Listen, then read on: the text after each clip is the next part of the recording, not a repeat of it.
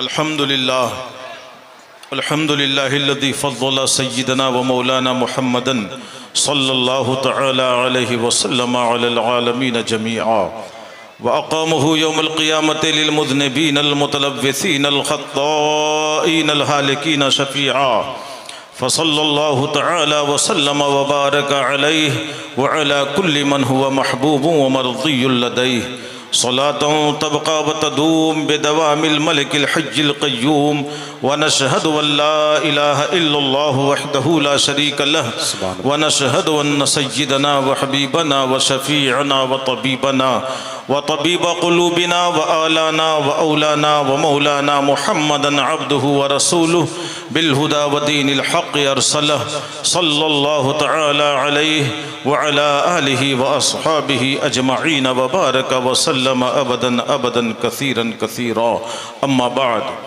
फ़अऊज़ु बिल्लाहि मिनश शैतानिर रजीम बिस्मिल्लाहिर रहमानिर रहीम हुनालिका दआ Zakaria रब्बह क़ाल rabbi humbly मिन लदुनका ज़ुर्रियतन तय्यबह इन्नका समीउद दुआ आमन्तु बिल्लाहि सदक़ल्लाहुल अज़ीम व बल्लगना रसूलुहुन नबियुल अमीनुल करीम व नहनु अला ज़ालिका लमिनश शाहिदीन वश्शाकिरीन वल आमिनीन वल्हम्दुलिल्लाहि रब्बिल आलमीन। या रसूलल्लाह उन्ज़ुर हालना या हबीबल्लाह इस्मा क़ालना इन्ननी फ़ी बहरि हम्मिन मुग़रक़ुन खुद यदी सहिल लना अश्कालना। गौसे आज़म मेरी बिगड़ी को बनाने वाले रब के महबूब मोहम्मद के घराने वाले सल्लल्लाहु अलैहि वसल्लम और डूबे जाते हैं ग़ुलाम आके बचा लो आका कश्ती मिल्लते बैज़ा के तिराने वाले। गौसे आज़म बमने बेसरो सामा मददे क़िबला ए दी मददे काब ए ईमा मददे रहम कुन या सय्यदे जीला मददे बरमनो बेकसो लाचारो गरीबा मददे। स्टेज पर बैठे हुए उलमाए बावकार मुअज़्ज़ज़ मुकर्रम सामिईन अज़ाम पर्दा नशीन ख़वातीन इस्लाम, आइए सबसे पहले इंतहाई अक़ीदत व एहतराम के साथ अपने और सारी कायनात के आका व मौला अल्लाह की रहमत सरापा बरकत दाफ़े हर बला व ज़हमत रहमत आलम नूर मुजस्सम हादी आज़म इमाम मुकर्रम रसूल मुअज़्ज़म जनाब मुहम्मदुर रसूलुल्लाह अरवाहुना सल्लल्लाहु अलैहि वसल्लम की मुक़द्दस बारगाह में दरूद व सलाम की नज़रें पेश कर लें और पढ़ें अल्लाहुम्मा सल्लि अला सय्यिदिना व मौलाना मुहम्मदिन व अला आलि सय्यिदिना व मौलाना मुहम्मदिन व बारिक व सल्लिम सलातो व सलामन अलैका या सय्यदी या हबीबी या रसूल अल्लाह। एक मरतबा ज़रा आवाज़ बुलंद पढ़िए अल्लाहुम्मा सल्लि अला सय्यिदिना व मौलाना मुहम्मदिन मअदनिल जूद वल करम व आलिहि व सहबिहि व बारिक व सल्लिम। उसी पे मेहरबान रब गफूर होता है कि जिसके सीने में इश्क़ हुजूर होता है। और पढ़ा करो तुम दिल से दरूद है लोगो, दरूद पढ़ने से चेहरे पे नूर होता है। फिर नबी और आले नबी पर एक मरतबा आवाज़ बुलंद पढ़ें अल्लाहुम्मा सल्लि अला सय्यिदिना व मौलाना मुहम्मदिन व अला आलि सय्यिदिना व मौलाना मुहम्मदिन सल्लल्लाहु तुनज्जीना बिहा मिन जमीइल अहवाल वल आफात व तक़दी लना बिहा जमीअल हाजात व तुतहिरुना बिहा मिन जमीइस सय्यिआत व तरफ़उना बिहा इंदका अला दरजात व तुबल्लिगुना बिहा अक़सल गायात मिन जमीइल खैरात फिल हयात व बअदल ममात इन्नका अला कुल्लि शैइन क़दीर। यही है आरज़ू तालीब कुरान आम हो जाए, हर एक परचम से ऊंचा परचम इस्लाम हो जाए। सुभान अल्लाह। और ये इदारा मदरसा मदीनतुल अरबिया जहाँ से इल्मे मुस्तफ़ा की इशाअत का काम 50 साला अरसे से ज़ायद मुद्दतों से हो रहा है। चंद सालों पहले तक इस इदारे को एक जफाकश मैनेजर अलहाज मोहम्मद रज़ी ख़ान मरहूम ने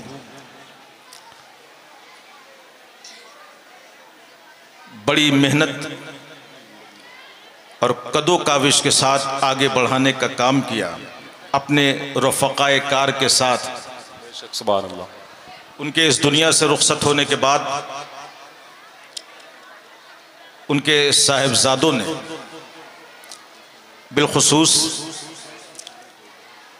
इज़्ज़त माब आली जनाब अलहाज मोहम्मद रज़ी ख़ान के साहिबजादे अलहाज मोहम्मद अली ख़ान सरबराह आला मदरसा हाजा और उनके बिरादरे सगीर अलहाज मोहम्मद असगर ख़ान जो मैनेजर हैं दीगर अराकीन जामिया के साथ मिलकर जिस तेज़ी के साथ इस इदारे को आगे बढ़ाया है, हकीकत में हमें वर्तए हैरत में डाल दिया है। मगर याद रखिएगा, अल्लाह ताला नेक कामों का सिला देता है। अगर किसी ने एक मस्जिद के लिए एक ईंट भी रख दिया है तो हुजूर ने फरमाया है कि अल्लाह जन्नत में उसे घर अता फरमाएगा। हाँ हाँ, बेशक, सुभान अल्लाह। ऐसे ही किसी ने किसी इदारे के लिए, किसी मदरसे के लिए, जामिया के लिए जो भी कुर्बानी दी है, अल्लाह उस कुर्बानी को रायगा नहीं जाने देता। उसका सिला दुनिया में भी अता फरमाता है और इंशाअल्लाह कल आखिरत में भी उसका सिला उसे मिलेगा। बेशक, सुभान अल्लाह। मैं उस वक्त से अलहाज मोहम्मद अली ख़ान साहब को जानता हूँ जब किसी ज़माने में मैं कलकत्ता में था। और ये न समझें कि मैं इनके सामने ये बातें कर रहा हूँ, मैं इनकी पीठ के पीछे भी बातें करता हूँ। आप यकीन जाने उस वक्त से जानता हूँ जब एक दुकान थी मदनपुरा में और एक छोटा सा कारखाना था। मगर बिल्लाहिल अज़ीम मदरसे की तरक्की के लिए, मदरसे को आगे बढ़ाने के लिए, मदरसे के तामीरी कामों के लिए, मदरसे के तालीमी निज़ाम को मजबूत करने के लिए जैसे जैसे इन्होंने कदो काविश किया, मेहनतें की, जद्दोजहद किया है, अल्लाह ताला ने इनको तिजारत में वो नफ़ा अता फरमाया है कि आज उनकी तरक्की को देखकर हम वर्तए हैरत में हैं। ये मदरसे को तरक्की दे रहे थे, अल्लाह इनकी तिजारत को तरक्की दे रहा था। मगर ऐसे आलम में कुछ लोग ऐसे भी होते हैं, हर इदारे को शोमिय किस्मत कहिए कि मदरसों की तरक्की जिन्हें रास नहीं आती, और ये बोलते हैं कि मदरसे से मिलता क्या है, मदरसा हमें देता क्या है। आप एक जुमले में समझें, वल्लाही लजीम किसी भी इलाके में अगर इस्लामी जिंदगी मौजूद है तो इदारे की बुनियाद पर इदारे को खत्म कर दिया जाए, वहां से दीन को खत्म कर दिया जाए। और आप अगर तारीख को पढ़ें, कायनात आलम की, चैचन की तारीख को पढ़ें, दूसरे इलाके को तारीख की तारीखों को पढ़ें, तो आपको पता चलेगा कि वहां से दीन इस्लाम को खत्म करने के लिए उन लोगों ने डायरेक्ट मुसलमानों को खत्म नहीं किया। सबसे पहले उन लोगों ने इदारे को खत्म किया, मदरसों को खत्म करना शुरू कर दिया। मदरसे खत्म होते गए तो हाल ये होता गया कि दीन से लोग दूर होते चले गए। ये जो इस्लामी जिंदगी मौजूद है, ये जो आप दीन को समझते हैं, ये जो दीन के साए में आप जिंदगी गुजारते हैं, ये सब इन्हीं इदारों की देन है। आज आपके घर में बच्चा पैदा हो, उसकी परवरिश कैसे करनी है, यही इदारा सिखाता है। किसी का इंतकाल हो जाए, जनाजा कैसे पढ़ना है, यही इदारा सिखाता है। आपको जिंदगी कैसे गुजारनी है, यही इदारा सिखाता है। आपको अल्लाह और रसूल की इताअत कैसे करनी है, यही इदारा सिखाता है। आपको नमाज कैसे पढ़नी है, यही इदारा सिखाता है। आपको रोज़ा रखना कैसे है, यही इदारा सिखाता है। आप पर क्या क्या फ़र्ज है, यही इदारा सिखाता है। आप पर क्या क्या वाजिबात है, यही इदारा सिखाता है।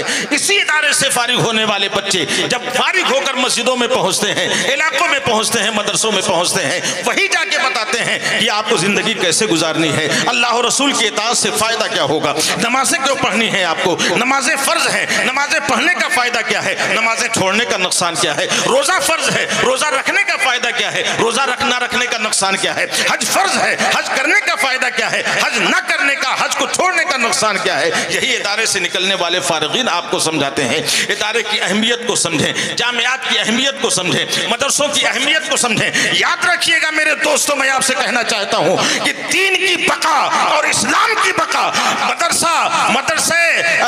मदरसों से है और इदारों से है, दीनी इदारों से है। इसलिए इदारे के खिलाफ बोलने के बजाय, इदारे के ताल्लुक से बदगुमानी, इदारे के ताल्लुक से अपने दिलों में बदगुमानी पैदा करने के बजाय इदारे को आगे बढ़ाने का काम करें। और याद रखें, इदारे को आगे बढ़ाने का जो काम करता है, हमने यही देखा है, अल्लाह दुनिया में भी उसे इज्जत देता है और आखिरत में भी उसे इज्जत देता है। ये इदारा क्या कर रहा है? कौम के बच्चों को संवारने का काम कर रहा है इदारा। मेरे दोस्तों, कॉलेज में बच्चे जाते हैं, मैं नहीं कहता कि वो तालीम ना दें आप, लेकिन कॉलेज कौन सी टीम तैयार करती है?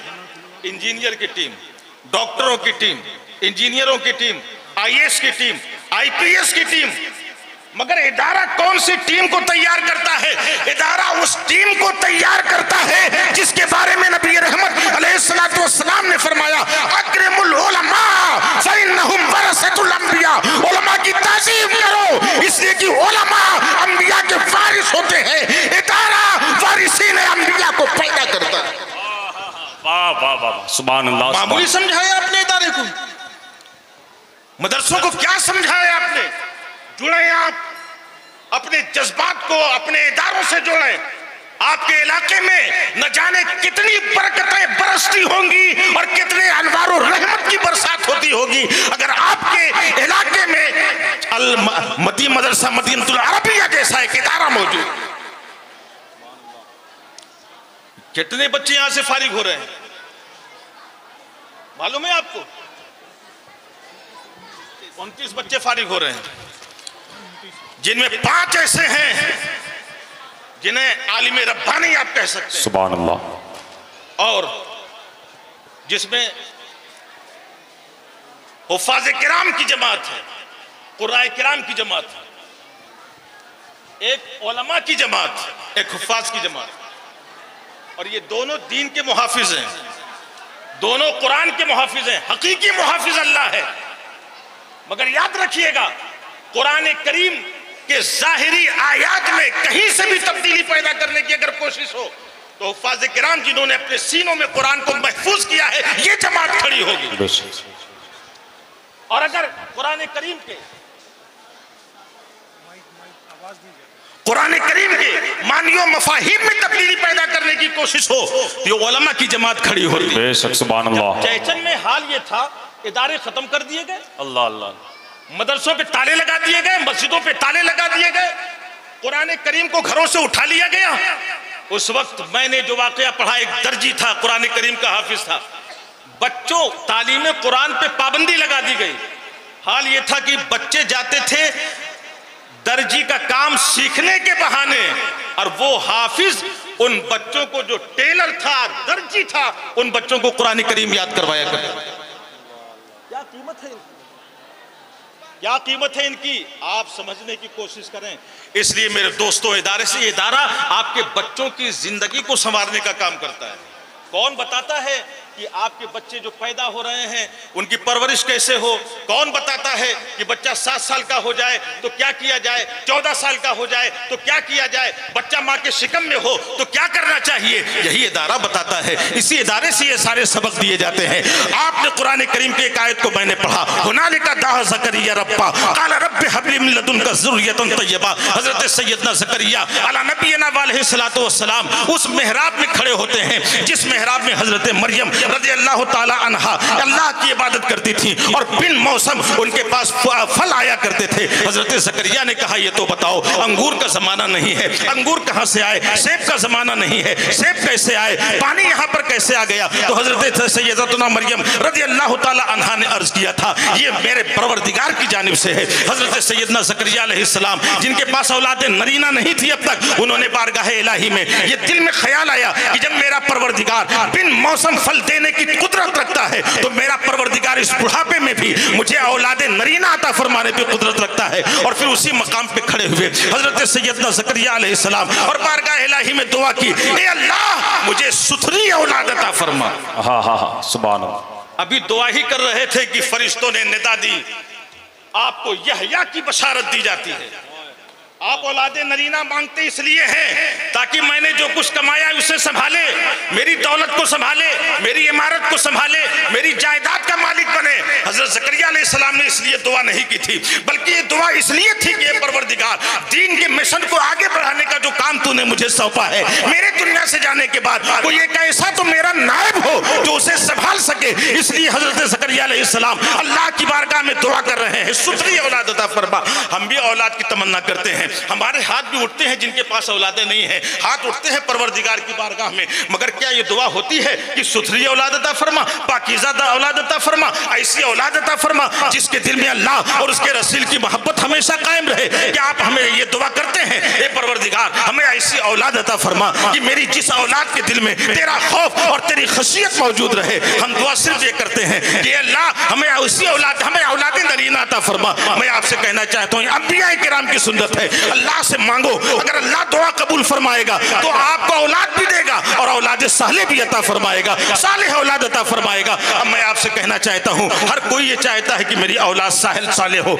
मगर थोड़ा सा एक पीरियड लेके मैं आपके सामने चलना चाहता हूँ। एक वक्त वो होता है मेरे दोस्तों, हजरत मेरे बिरादर ग्रामी वकार अलहाज मोहम्मद अली खान साहब किबला ने मुझसे ये फरमाया, ऐसी गुफ्तगू कीजिएगा कि अवाम के पल्ले पड़ सके और कम से कम जो देहात से आने वाले लोग हैं वो भी उन बातों को समझ सके। अब मैं आपसे कहना चाहता हूं, वक्त वो होता है कि जब एक बच्चा अपने माँ के, अपने बाप के की पुष्ट से माँ के शिकम में आता है, बड़ा अनोखा वक्त है वो, बड़ा मुहतात वक्त है वो। मैं आपसे कहना चाहता हूं, उस वक्त बाप को क्या करना चाहिए, माँ को क्या करना चाहिए। एक बाप जब एक आदमी जब अपनी औरत से कुर्बत हासिल कर रहा हो, उससे पहले बिस्मिल्लाह पढ़ ले, बिस्मिल्लाह पढ़ के जाए तो जानते हैं उसका फायदा क्या होगा कि शैतान दखल अंदाजी से करने से माजूर होगा वहां पर। और बिस्मिल्लाह पढ़कर अगर कुर्बत हासिल की है तो जो भी बच्चा पैदा होगा, जब तक वो सांस लेता रहेगा जिंदगी भर, हर सांस के बदले में अल्लाह उसे बिस्मिल्लाह पढ़ने का सवाब अता फरमाता। और उसके बाद याद रखिएगा, एक बात और जहन में रखिएगा, कुछ इशारे किनाए होंगे, आप उसे समझने की कोशिश कीजिएगा। माँ के शिकम में अब बच्चा आ रहा है तो जानते हैं ये पहला पीरियड है। अब ऐसे आलम में बाप को क्या करना चाहिए, अगर चाहते हैं कि सुथरी औलाद हो, अगर चाहते हैं कि सालेह औलाद हो, अगर चाहते हैं तो नेक औलाद हो, तो याद रखिएगा आपको उसी वक्त नेक बनना पड़ेगा, बुराइयों से तौबा करना पड़ेगा, उसी वक्त आपको बेहयाइयों से तौबा करना पड़ेगा, नमाजों की पाबंदी करनी होगी, इबादतों की पाबंदी करनी होगी, फराइज की पाबंदी करनी होगी, मोहम्मद मुस्तफ़ा प्यारे सल्लल्लाहु अलैहि वसल्लम पर कसरत के साथ दरूद व सलाम पढ़ना होगा, ताकि जब बच्चा आपकी पुष्ट से माँ के शिकम में जा रहा हो तो आपके जिक्र का असर लेकर जाए, आपकी इबादतों का असर लेकर जाए, आपकी नमाजों का असर लेकर जाए, आपके सजदों का असर लेकर जाए, आपके दरूद मोहम्मदी का असर लेकर जाए। और उसके बाद माँ के शिकम में जब तक बच्चा है तो ये ना समझिएगा कि वो बच्चा बेजान है, कुछ दिन तो बेजान है मगर उसमें रूह डाली जाती है माँ के शिकम में ही, मगर याद रखिएगा उस वक्त मैं आपसे कहना चाहता हूँ कि वो ऐसा मुहतात पीरियड है, उस वक्त माँ को क्या करना चाहिए। आज तो वो जमाना आ गया है कि हर घर में टीवी है, अब तो टीवी का दौर भी खत्म हो रहा है, मोबाइल का दौर है, माँ भी मोबाइल लेके बैठी है, बाप भी मोबाइल लेके बैठा है, बेटा भी मोबाइल लेके बैठा है, माँ सीरियल देख रही है तो बाप फिल्म देख रहा है, बेटा गाने सुन रहा है। मैं कहना चाहता हूं जो बच्चा माँ के शिकम में होता है ना, तो जानते हो साइंस ने इस बात को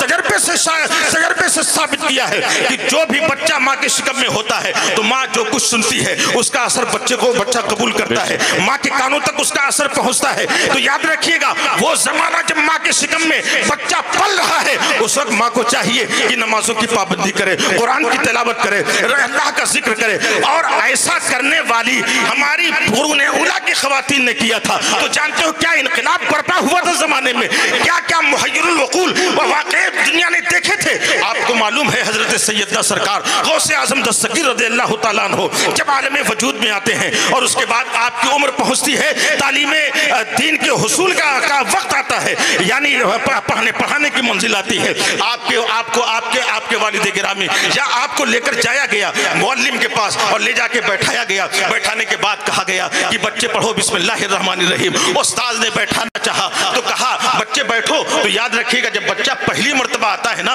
उसे बैठने का तरीका बतलाया जाता है, कैसे बैठना है, उस्ताद के सामने अदब के साथ बैठना है, दो जानू बैठना है। मगर मेरे सरकार गौसे आजम दस्तगीर को बताने की जरूरत नहीं पड़ी, बल्कि दो जानू अदब के साथ उस्ताद के सामने बैठ गए। अब उसके बाद उस्ताद ने कहा बच्चे पढ़ो औज़ु बिल्लाहि मिनश शैतानिर रजीम। आपने पढ़ा औज़ु बिल्लाहि मिनश शैतानिर रजीम। उस्ताद ने कहा बच्चे पढ़ो बिस्मिल्लाहिर रहमानिर रहीम। आपने पढ़ा बिस्मिल्लाहिर रहमानिर रहीम। उसके बाद उस्ताद ने पढ़ाया अलिफ लाम मीम ज़ालिकल किताबु ला रैब फीह। तो मेरे सरकार गौसे आजम पढ़ते चले जा रहे हैं। पहला पारा खत्म कर दिया, दूसरा पारा शुरू हो गया। सयक़ूलु सफ़ाहु मिनन नास मा वल्लाहुम अन क़िबलतिहिम अल्लती। दूसरा पारा खत्म हो गया, तीसरा पारा पढ़ते चले जा रहे हैं। तीसरा पारा खत्म हो गया, चौथा, पांचवा, छठा और सातवां, आठवां, नवा, 10वां, 11, 12 पारे पढ़ लिए। यहाँ तक कि 14 पारे पहली ही महफिल में, पहली मजलिस में मेरे सरकार सैयदी गौसे आजम दस्तगीर रज़ी अल्लाह ताला अन्हु ने पढ़कर सुना डाले। अब उस्ताद हैरत में है, कहा बच्चे पढ़ने आए हो या पढ़ाने आए हो? तुमने कहाँ से पढ़ा? क्या इससे पहले किसी उस्ताद के सामने तुमने ज़ानुए अदब तय किया है? क्या इससे पहले किसी उस्ताद से तुमने पढ़ना सीखा है? कहा नहीं मेरे उस्ताद गिरामी, पहली मर्तबा मैं उस्ताद के सामने ज़ानुए अदब तय कर रहा हूँ। तो मेरे बच्चे फिर तुमने याद कहाँ से किया? कहा मेरी माँ 14 पारे की हाफिजा है, वो उस वक्त तक कोई काम नहीं करती जब तक कि वो 14 पारे की तिलावत नहीं कर लेती।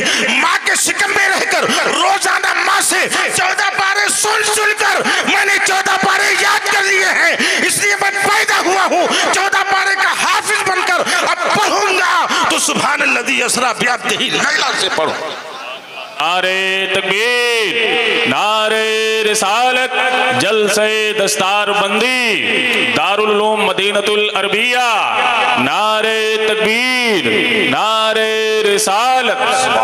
हर माँ बाप ये चाहते हैं जिनका दीन से जुड़ाव हो, दीन से हल्का सा भी लगाव हो, वो चाहते हैं बेटा दीनदार हो। मगर याद रखिएगा दीनदार कैसे बनेगा? जब बच्चा माँ के शिकम में हो तो करना पड़ेगा आपको कि आप नमाज की पाबंदी करें। मुझे याद आता है कि मैं राजस्थान के एक इलाके में था, जुमा में तकरीर हुई तो एक बूढ़े शख्स आए और कहा कि हुजूर आपने कहा नमाज पढ़ाना चाहिए बच्चे को, पर बच्चे नमाजी कैसे बनेंगे? तो उनसे कहा गया कि सुनिए, जब बच्चों की दुनिया में आलम वजूद में आने का वक्त होता है उस वक्त माँ बाप नमाजों की पाबंदी करें तो उसका असर बच्चों पे जरूर पड़ता है। कहा हाँ, जब हमारे यहाँ बच्चों की विलादत का जमाना था तो हमने नमाजों से दूरी इख्तियार की, सजदों से दूरी इख्तियार की, फराइज से दूरी इख्तियार की, वाजिबात से दूरी इख्तियार की। हमारे बच्चे आज नमाजी कैसे बनेंगे? मैं आपसे इसलिए कहना चाहता हूँ कि बिलखुसूस नौजवानों से कहना चाहूंगा जो आज चौराहों पे बैठकर सिर्फ अपनी निगाह गलत अंदाज के जरिए गुनाहों के मुर्तकिब हो रहे हैं। रसूल रहमत अलैहिस्सलातु वस्सलाम का फरमान याद रखिएगा, वो कौन है जिसे अपने बहन की इज्जत प्यारी ना हो? वो कौन है जिसे माँ की इज्जत प्यारी ना हो? वो कौन है जिसे अपने घर की खवातीन की इज्जत प्यारी ना हो? अगर घर की खवातीन की इज्जत प्यारी है तो चौराहों पे बैठकर, गलियों पे बैठकर दूसरों की घरों की औरतों के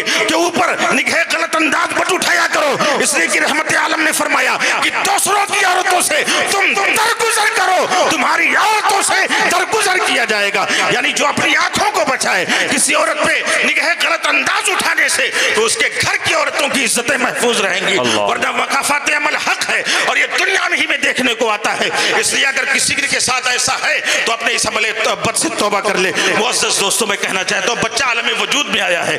अब जानते हैं बच्चा रोता है और डॉक्टर ये बोलता है बच्चे का रोना भी जरूरी है। अगर न रोए तो नसें न खुलेंगी, अगर न रोए तो बच्चे की सेहत की अलामत नहीं होगी। बच्चे को रोना चाहिए, मगर हदीस रसूल क्या कहती है? बच्चा जब रोता है तो क्यों रोता है जानते हैं आप? इसलिए कि शैतान अपने बच्चे से, अपने पंजों से बच्चे के शिकम पे कचोके मारता है, जिसकी वजह से बच्चा रोता है, जिसकी वजह से बच्चा रोता है। क्यों कचोके मारता है? इसलिए कचोके मारता है ताकि बच्चे पर अपने असर की छाप डाल सके और ये बच्चा बड़ा हो तो मुतिये इलाही न बने, मुतिये रसूल न बने, बल्कि ये बच्चा मुतिये शैतान बने, शैतान की फरमाबरदारी करता हुआ नजर आए। अब ऐसे आलम रहमत आलम फरमाते हैं कि बच्चे के शिकम पे वह कचोके मारता है अपने पंजों से, अपने नाखूनों को गालता है, इसलिए बच्चा रोता है। आका फरमाते बच्चा पैदा हो तो दाहिने कान में उसके अजान कह दो, बाएं कान में इकामत कह दो। अजान होती है, जहां तक उसकी आवाज जाती है शैतान भाग खड़ा होता है। पहला कलमा आपके बच्चे के कानों में जो जाए वो अल्लाहु अकबर का जाए,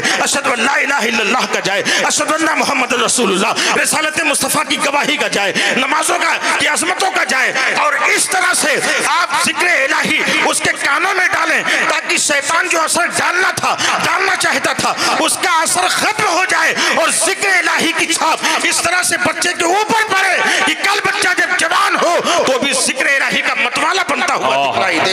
मुअज़्ज़ज़ दोस्तों, और उसके बाद अब आपको एक बात और बतला दूं, बिलखुसूस मैं ख़वातीन इस्लाम से गुजारिश करूंगा कि मेरी बातों को गौर से सुनेंगी। रहमत आलम अलैहिस्सलाम भी इरशाद फरमाया, अब उसके बाद बच्चा जब माँ की गोद में हो तो बच्चे को जब भी दूध पिलाया जाए तो बच्चे को बिस्मिल्लाह पढ़ के दूध पिलाया जाए, और अगर हो सके तो बावजूद दूध पिलाया जाए। इसलिए कि जिन बच्चों को बावजूद दूध पिलाया जाता है वो बच्चे आगे बढ़कर वक्त के मुजाहिद बनते हैं, वक्त के गाजी बनते हैं।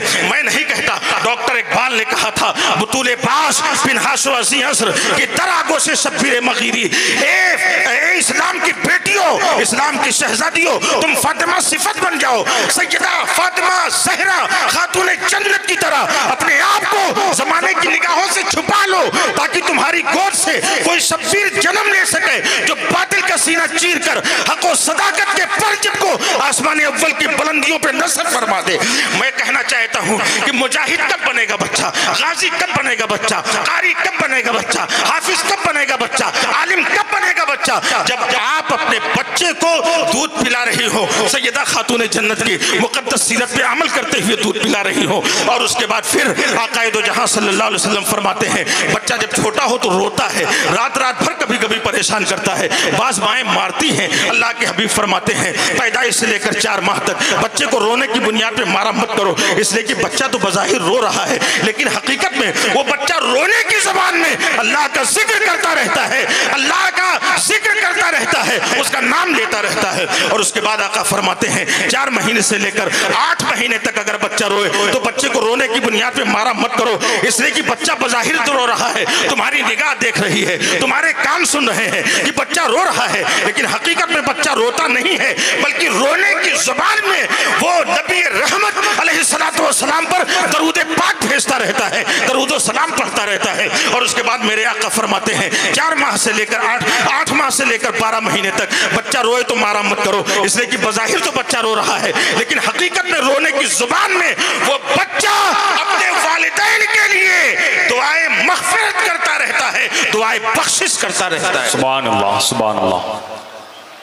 अब उसके बाद हर वालिदैन को शिकायत होती है कि मेरा बच्चा फरमाबरदार नहीं है, मेरा बच्चा फरमाबरदार नहीं। वालिदैन को शिकायत होती है। मेरे दोस्तों, आप मुझे ये बताओ, आज बच्चा आपका हक ना अदा करे तो आप कहते हो बच्चा हक को पहचान नहीं रहा। पहले तो माँ बाप का हक है ना, इसलिए कि बच्चा भी आलमे वजूद में आया है, ना समझ है, छोटा है, उसे परवान चढ़ाना, उसकी पर्दाश्त करना ये माँ बाप की जिम्मेदारी है। आपने उसके हक को पहचाना था? बोलिए जी, पहचाना था आपने? हुजूर ने फरमाया अच्छी तालीम दो, बेशक, अच्छी तरबियत दो, अच्छा अदब सिखाओ। सिखाया आपने? जब आपने नहीं सिखाया है, देखिए इसका ये मतलब नहीं मेरे भाई कि आप अपने बच्चे को डॉक्टर इंजीनियर ना बनाएं, लेकिन मदीनतुल अरबिया में भी अपने बच्चे को दाखिल करके कम से कम इतनी तालीम जरूर दिलाएं कि आपका बच्चा जाने कि रब्बी अल्लाह, इबादत के लायक सिर्फ मेरे परवरदिगार की जात है। बेशक, सुभान अल्लाह। आपका बच्चा जाने कि उस पैगंबर के हम मानने वाले हैं जो पैगंबर तमाम अंबियाओं मुरसलीन का सरदार है, जो पूरी कायनात का मालिक है, जिसे अल्लाह ने मालिक की जन्नत बनाया है। आपका बच्चा जाने कि सहाबा की जमात क्या है और उनकी अजमत क्या है, उनका मकाम क्या है। आपका बच्चा जाने कि फराइज क्या है, वाजिबात क्या है। आपका बच्चा जाने कि माँ बाप का हक क्या है, पड़ोसियों का हक क्या है, मुसलमान का मुसलमान पर हक क्या है। आज तो लोग ऐसा बेनियाज होते जा रहे हैं हुकूक से कि लोगों ने सिर्फ ये समझ लिया है कि जो 5 वक्त की नमाजें पढ़े वही पक्का मुसलमान है। साहब सिर्फ यही नहीं की है, ये हुकूकुल्लाह से है, मगर याद रखिएगा हुकूकुल्लाह में अगर कमी हो गई, इस्तिग़फ़ार किया आपने, आपका परवरदिगार करीम है, वल्लाह बेपनाह करीम है मेरा परवरदिगार, वो बंदे की बड़ी से बड़ी कमी को माफ कर देगा। लेकिन आपने हुकूकुल इबाद में कमी की है, आपने अपने पड़ोसी का हक अदा नहीं किया, आपने अपनी बीवी का हक अदा नहीं किया, बीवी है तो शौहर का नहीं हक अदा किया, आप मुसलमान एक मुसलमान भाई का हक अदा नहीं किया और उन्हें तकलीफ पहुंचाई, तो याद रखिएगा उस वक्त तक अल्लाह माफ नहीं करेगा। जितनी भी नमाजें पढ़ ले, रोजे रख ले, इबादतें कर ले, बंदगी कर ले, जिक्र अस्कार कर ले, तौबा पे तौबा कर ले, जब तक कि जिसका हक आपने मारा है और जिसे आपने तकलीफ पहुंचाई है वो माफ न कर दे। बेशक बेशक, याद रखिएगा इसे। आज कुरान ने क्या कहा था, इन्नमल मुमिनूना इख्वा फअस्लिहू बैना अखवैकुम। मोमिनीन आपस में भाई हैं। मैं नहीं भाई कह रहा हूं, कुरान कह रहा है भाई भाई। बेशक, सुभान अल्लाह। कौन कह रहा है बोलिए, अरे बोलिए, कुरान कह रहा है मुसलमान आपस में भाई हैं। बेशक, आपका रब कह रहा है भाई हैं। फास्लिहू बैना अखवैकुम, तो तुम भाइयों को चाहिए कि आपस में सुलह व मुसालहत के साथ रहो। बेशक, सुभान अल्लाह। मगर आज भाई भाई का दुश्मन, पड़ोसी पड़ोसी का दुश्मन, एक मुसलमान दूसरे मुसलमान की टांग खींचने में के चक्कर में पड़ा हुआ है। और अगर कोई आके कान में जरा सा कह दे कि फला ने ऐसा कहा, अब हम ये तफ्तीश करने की कोशिश भी नहीं करते उस बेचारे ने कहा भी है कि नहीं, उसे खबर भी है कि नहीं, बस बदगुमान होकर हम बैठ जाते हैं। अल्लाह अल्लाह अल्लाह, कैसा माशरा हमने बना लिया है भाइयों, कैसी ज़हनियत हमारी हो गई है। एक तो वो लोग जो इधर की बात उधर करते, उधर की बात इधर करके लड़ाते हैं। आ रही शबे बारात ना, बोलिए 15 शाबान आ रही है, शबे बारात आ रही ना। इन्ना अंज़लनाहु फी लैलतिन मुबारका, कुरान को हमने नाजिल किया लैले मुबारका, यानी शबे निस्फ़े शाबान में। फीहा युफ़रक़ु कुल्लु अम्रिन हकीम, जिसमें हिकमत वाला हर काम पूरे साल का तक़सीम कर दिया जाता है। और आका फरमाते बड़े से बड़े गुनाहगार की बख्शिश हो जाती है, मगर उस रात में बड़े से बड़ा गुनाहगार जिसका गुनाह समंदर के झाग के बराबर हो वो भी माफ कर दिया जाता है। मगर हुजूर क्या फरमाते हैं, चंद ऐसे लोग भी हैं जिनका गुनाह उस रात में माफ नहीं होता। चुगलखोर, अल्लाह अल्लाह, जो इधर की बात उधर लगाए, उधर की बात इधर लगाए, और अगर किसी ने गलती की ही नहीं, कुछ कहा ही नहीं, और बिला वजह जाकर दूसरे को कह के ये कहे कि फला ने तुमको ये कहा है, बदगुमानी करे, इल्जाम लगाए, तोहमत लगाए, वो अपनी सजा का जल्दी ही इंतजार करे। उस रात में जबकि बड़े से बड़े गुनाहगारों के गुनाह माफ हो जाते हैं, रब्बुल आलमीन अपनी शान के मुताबिक आसमाने दुनिया पे नुज़ूल इजलाल फरमाकर पूरी रात सरे शाम से लेकर तुलुए फज्र तक ये सदाए रहमत देता है। ए मेरे बंदों में से है कोई ऐसा जो गुनाहगार हो और मुझसे गुनाह की मगफिरत मांगे, मैं उसके गुनाह को माफ कर दिया जाए। है कोई ऐसा जो औलादे साले तलब करे, उसे औलादे साले दे दिया जाए। है कोई ऐसा पूरी रात सदाए रहमत रब्बानी बंदों के लिए गूंजती रहती है, और बंदा आके जो तलब करता है अल्लाह उसे अता फरमाता है। हाय सुभान अल्लाह। बदगुमानी पैदा करने वाला वो माफ नहीं किया जाता। याद रखिएगा, तोहमत, वो भी किसी मुसलमान पर तोहमत, बेवजह इल्जाम तराशियां करना, और जो लोग बदगुमान हो जाते हैं बगैर समझे बूझे, बगैर तफ्तीश के, उन लोगों से भी गुजारिश करूंगा, ज़ुद्दुल मोमिनीन खैरा, आका फरमाते हैं मोमिनीन के बारे में अच्छा गुमान किया करो। जब तुम्हारे पास शवाहिद पहुंच जाए, हो सके तो आपस में मिल बैठकर तस्फिया करो। मगर इन्नमल मोमिनूना इख्वा फास्लिहू बैना अखवैकुम, मोमिनीन को अल्लाह ने भाई भाई करार दिया है, तो आपस में सुलह व मुसालहत के साथ रहना ये आपकी शरई जिम्मेदारी भी है, अखलाकी जिम्मेदारी भी है, और आपकी समाजी जिम्मेदारी भी है। इसलिए मुअज़्ज़ज़ दोस्तों, अब आका क्या फरमाते हैं, बच्चा जब 7 साल, हमने क्या हक अदा किया, बोलिए नहीं किया ना। बच्चा 7 साल का हो जाए, हुजूर फरमाते पैदाइश से लेकर 7 साल तक तुम्हारे बच्चे तुम्हारे बादशाह हैं। तवज्जो है आप हजरात की, अरे बोलिए भाई तवज्जो है आप हजरात की। अगर बात को समझने जरा प्यार से बोले सुभान अल्लाह, अरे जरा बचल के बोले सुभान अल्लाह, सुभान अल्लाह। ये शबे बरत का महीना है, इस महीने में इसाले सवाब अपने मरहूम वालिदैन के नाम, मरहूमीन के नाम किया जाता है, उनकी रूह को इसाले सवाब पहुंचाने की गरज से बोले सुभान अल्लाह, सुभान अल्लाह। पैदाइश से लेकर 7 साल तक तुम्हारे बच्चे तुम्हारे बादशाह हैं। बादशाह की खिदमत की जाती है, खिदमत ली नहीं जाती। बादशाह के नाज उठाए जाते हैं, नाज उठवाए नहीं जाते। बादशाह की खिदमत की जाती है। तुम्हारे बच्चे तुम्हारे बादशाह हैं, यानी 7 साल की उम्र तक पहुंचने तक तुम अपने बच्चों की नाज बर्दारियां करो, उनके नाज उठाओ, उनके नखरे उठाओ, उन्हें उनका ख्याल रखो, तकलीफों को उनसे दूर करो, कोई तकलीफ उन्हें पहुंचने ना दो, उन्हें कोई अजियत पहुंचने ना दो, उनकी खिदमत करो। क्यों? इसलिए कि जब तुम 7 साल की उम्र तक खिदमत करोगे, उनके दिल में तुम्हारी मोहब्बत पैदा होगी, और जब 7 साल की उम्र को पहुंच जाए तो आका फरमाते हैं अब 7 साल से लेकर 14 साल तक तुम्हारे बच्चे तुम्हारे बेहतरीन खादिम हैं, यानी अब उनसे खिदमत लिया करो। हमारा हाल क्या है?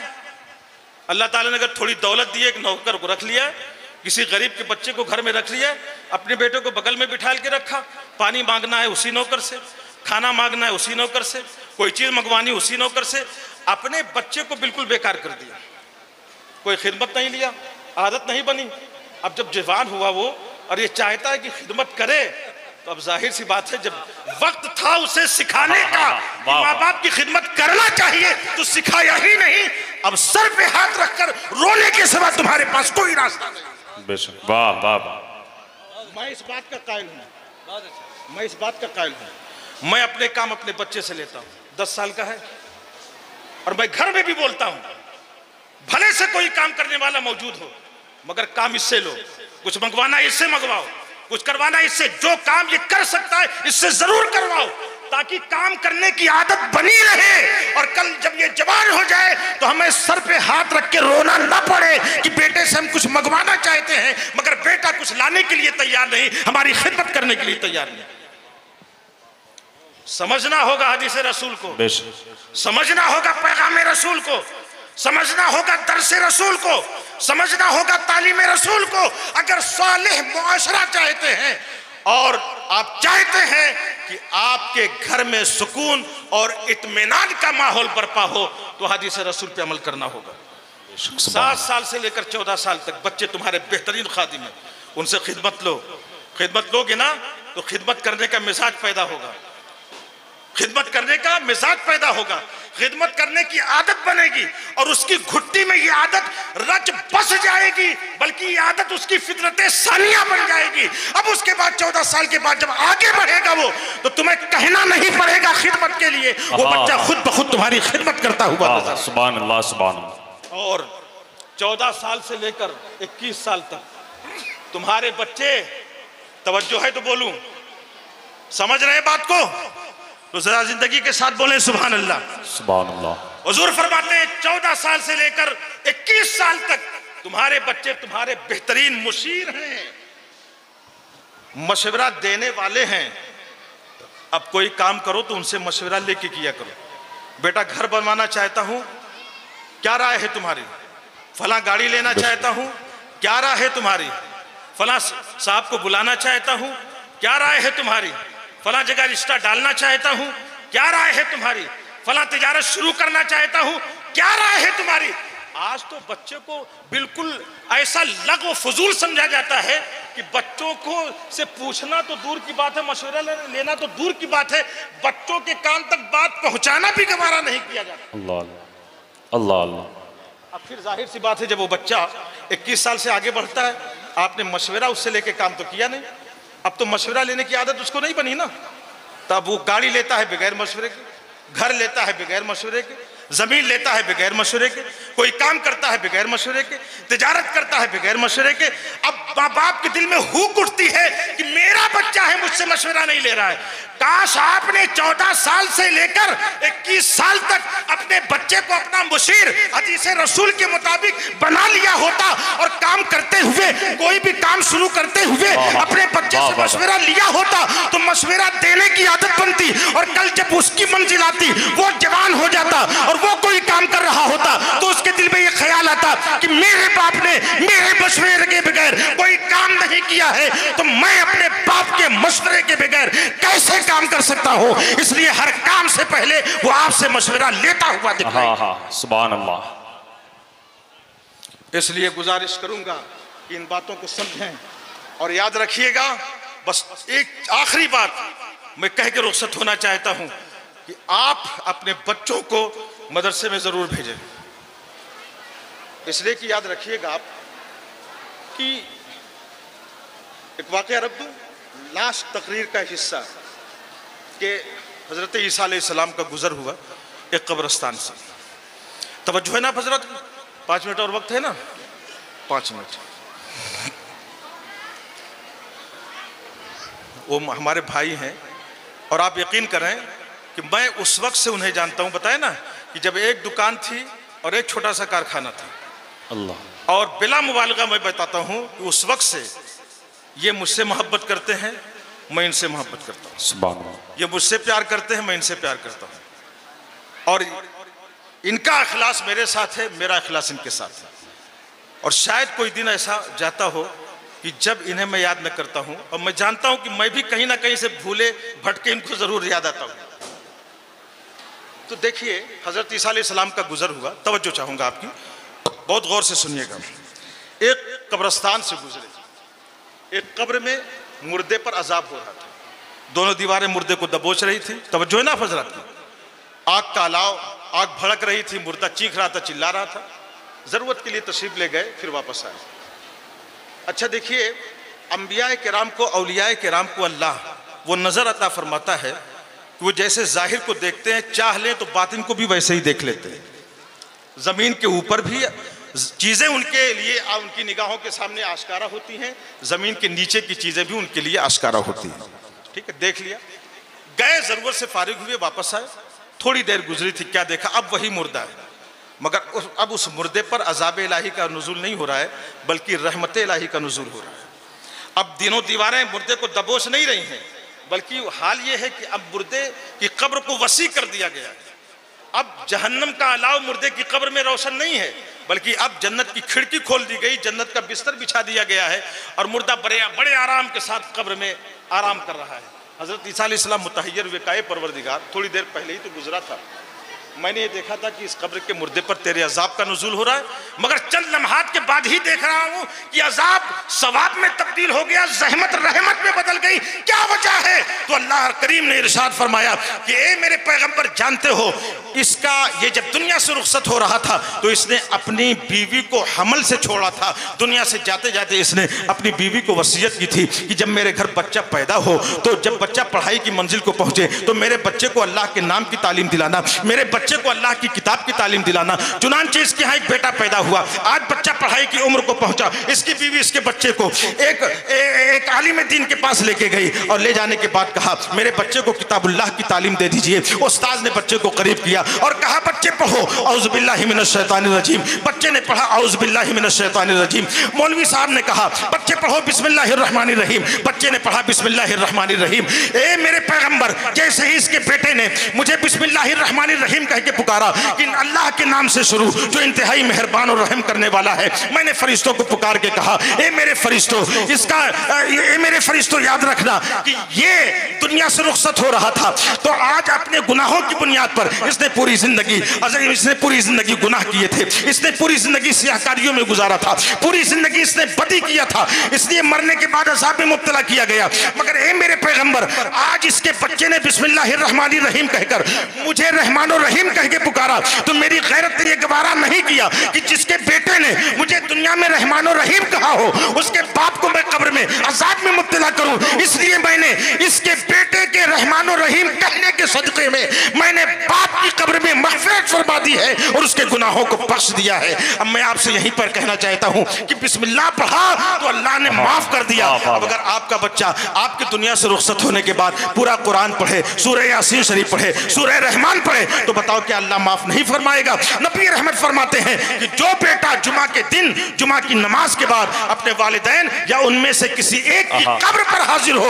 और हाजिर होने के बाद सूरह यासीन शरीफ अच्छी आवाज में तिलावत करे, वहां से भी पलटने भी नहीं पाएगा कि रहमत बारी फरिश्तों को पुकार के कहती है ए फरिश्तों, ये बेटा जब भी दुनिया में अपने माँ बाप के पास जाता था, इसके माँ बाप इसे कुछ ना कुछ जरूर देते थे, कुछ नहीं देते तो निगाह मोहब्बत भी डाल देते थे। आज इसके माँ बाप मनो मिट्टी के नीचे जा चुके हैं, इसके माँ बाप मजबूर हो गए हैं, मगर ए फरिश्तों मेरी रहमत मजबूर नहीं है।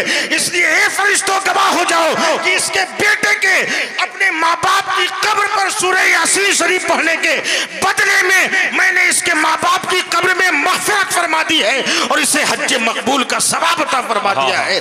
इसलिए मुअज़्ज़ज़ दोस्तों, मदरसों की अहमियत को समझें और अपने बच्चों को दीन की तालीम जरूर दें। यही है आरज़ू, तालीम कुरान आम हो जाए, हर एक परचम से ऊंचा परचम इस्लाम हो जाए।